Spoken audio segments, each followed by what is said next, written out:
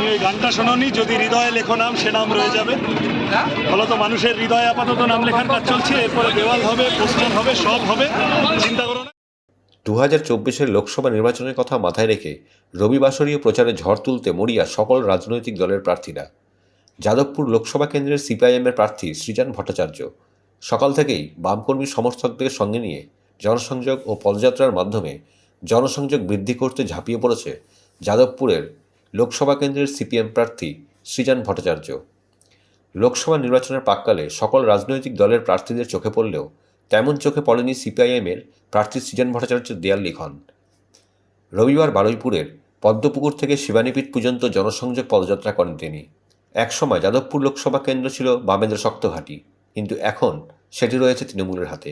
দেয়াল লিখন বিষয়ে সৃজন ভট্টাচার্যকে জিজ্ঞাসা করা হলে তিনি বলেন, তুমি ওই গানটা শোনোনি, যদি হৃদয়ে লেখো নাম সে নাম রয়ে যাবে।